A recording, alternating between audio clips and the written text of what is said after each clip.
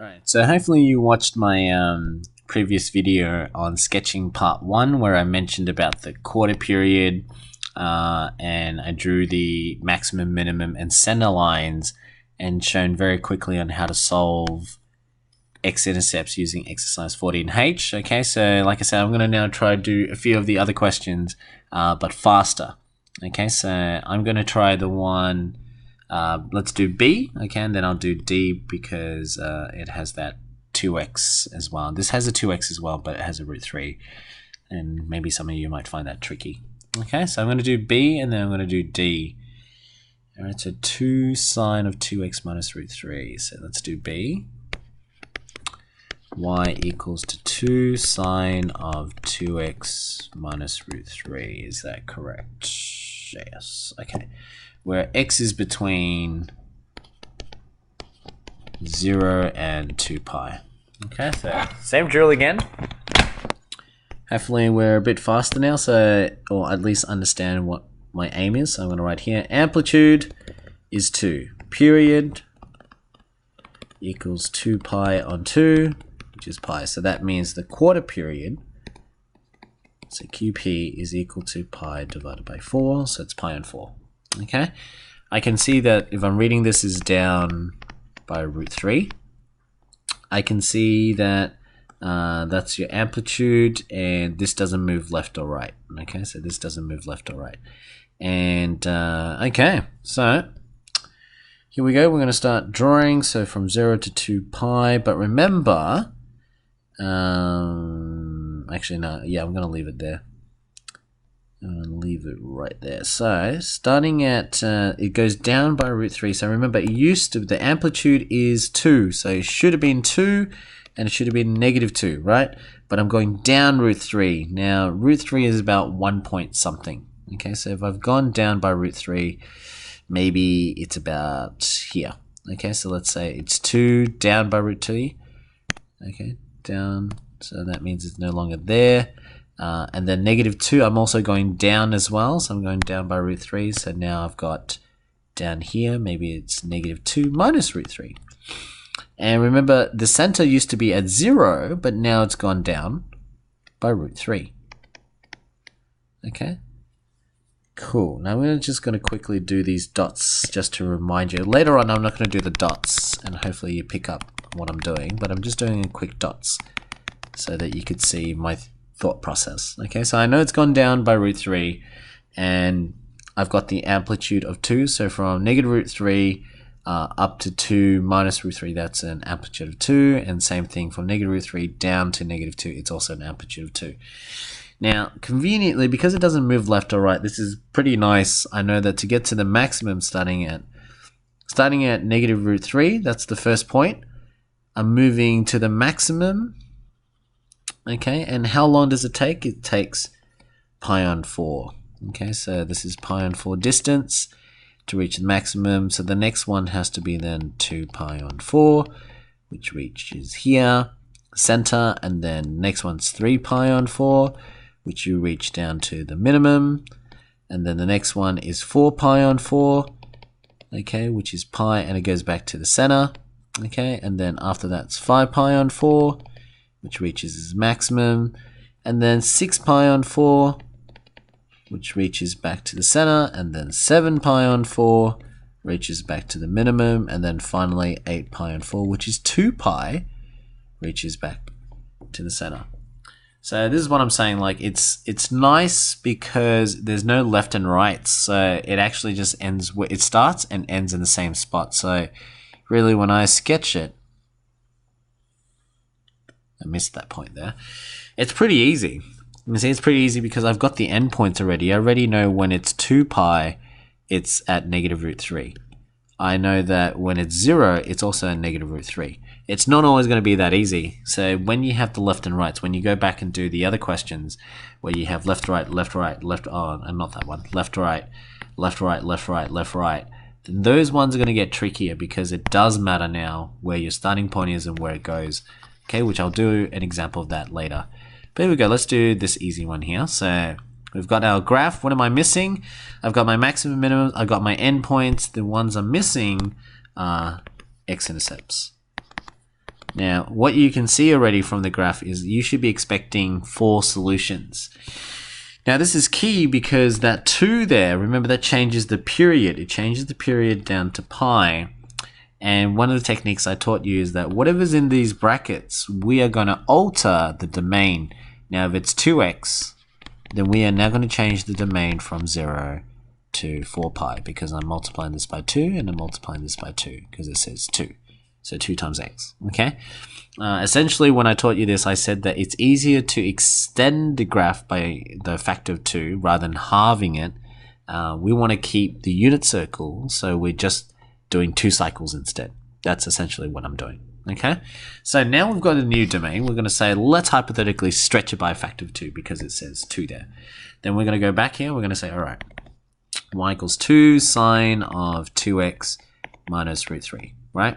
How do you find x-intercepts? Let y equal to 0. So we go 2 sine of 2x minus root 3. Add a root 3 both sides, so you get root 3 equals 2 times sine of 2x. Divide both sides by 2, so you get root 3 on 2 equals the sine of 2x. And then finally, sine inverse both sides. This is your goal. Now remember, there are infinitely many solutions. Now, up until this step, you need to use your domain, which is from 0 to 4 pi, and picture the unit circle.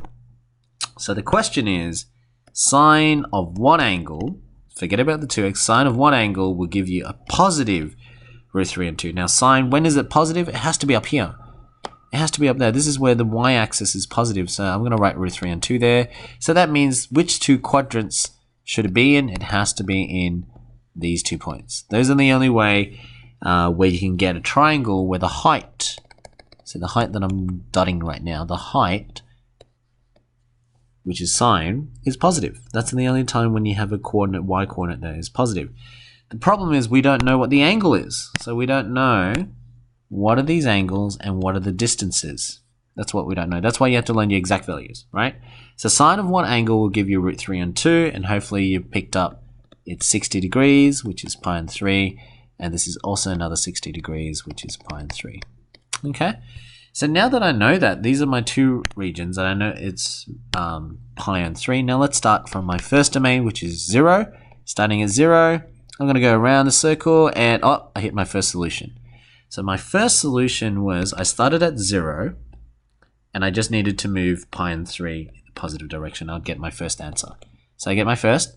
Then I continue and continue and continue. I hit my second, but I also know all the way up to here is pi. But we're also losing pi and 3 just to get back to this red spot. Okay, so that means it was pi minus pi and 3. Okay, remember this is all equal to 2x. But remember, I'm going all the way to 4 pi, so I've only just reached pi, and then I'm going to continue and continue, and I haven't hit any solutions yet. Okay, because all the solutions are up above the x-axis. So this is now 2 pi, so I've done 1 cycle. But I need to go all the way to 4 pi, so I'm going to start my cycle again. So I'm at 2 pi right now, and I'm going to continue the second round. So I'm going to do a different color so you can see. I'm going to now do it in, let's do blue. So from 2 pi, I'm now going to move, and I hit another solution. So that means I started at 2 pi, and I hit another solution of pi and 3 distance, because that's how long it takes. And then I move all the way across, and I reach here. Okay, now that was 2 pi, so if I go all the way another half circle, this is now 3 pi. So I reach 3 pi, and I hit another solution, and I know if I just did 3 pi, lose pi and 3 distance, then I would reach the same point again. So therefore, 3 pi minus pi and 3. Okay, but now I got to get all the way to 4 pi, so I'm going to continue from 3 pi, and I haven't hit any solutions, and I finish at 4 pi. So I've done 2 revolutions, but I'm not, I've only crossed 4 times, which makes sense. Think about it. This is 1, 2, 3, 4 solutions. So let's write out our answers here. So 0 plus pi and 3 was pi and 3. Pi minus pi and 3 is 2 pi and 3. 2 pi plus pi and 3, so 2 times 3 is 6, 6 plus 1 is 7 pi and 3. And then 3 times 3 is 9, 9 minus 1 is 8 pi and 3. So these are my answers because I doubled the domain. Remember, I went from 0 to 4 pi, which makes sense. 8 pi on 3 passes 2 pi, right? But remember the actual domain, the real domain was actually x. It was 0 to 2 pi. Because I doubled everything, I now have to halve all my answers to bring it back to the real domain. So that's what I'm doing here. So x, I'm dividing both sides by 2, and that gives us now pi on 6. Technically, that's pi on 3, because I divided by 2, and then 7 pi on 6, and then divide that, so that's 4 pi on 3. Okay, and if you're wondering how to divide fractions again, so just remember pi on 3, if you were to divide by 2, that's the same thing as saying pi on 3 times by the reciprocal of 2 over 1, which is 1 over 2. That's why it's pi on 6. That's how I got pi on 6. Okay, so answering the question again, my x-intercepts, I got pi on 6, pi on 3. So going back to my graph, that means my first one had to be at pi. Oh no, I just rubbed off one of the answers. How do I go back? Undo. Where's the undo button? I don't see undo. Oh, is that undo? Alright, cool. Let's go back here. So my answer, I'll do it in blue. Did I select blue? Yes, I did. Okay. This is pi on 6. This is pi on 3. And then this was 7 pi on 6. And this was, what was it again? 4 pi on 3. There you go. Got all my solutions. There you go. I got all my answers, and I've just drawn the graph. And if, like I said, if you didn't have the dots, then this would be a pretty clean graph. Okay. Like I said, this whole exercise is very tedious, but there's a lot of skills here. You see, we're using symmetry properties, exercise 14F. I'm using solving, so this is exercise 14H. Okay, with the dilations as well, so that's all in 14H. I'm using exact values at this point here, so right here. Oh my god, why did this happen? Here we go. Right here, where I ask sine of what to find out the, it's pi on 3 and pi on 3. That was using exact values. That's 14E. Okay, you can see this is using 14E. Okay, so 14E, 14F, 14H, and then if you move up a bit, I'm using 14G here to read the amplitude, read the period, and also chapter 7, transformations. So in this exercise, this one exercise, it actually puts everything into perspective, which is why I've been emphasizing how important it is to learn your exact values, learn the symmetry properties. I taught you G, and then I taught H, and I said practice H is very important because it allows you to find x-intercepts. And without that, then you're never going to complete the graph fully. Okay. I'm going to pause this video and I'm going to pick another one. I'm going to do one where it has, so I'm going to do E, for example, where it has all the combinations together. Okay. Let's do that in the next video.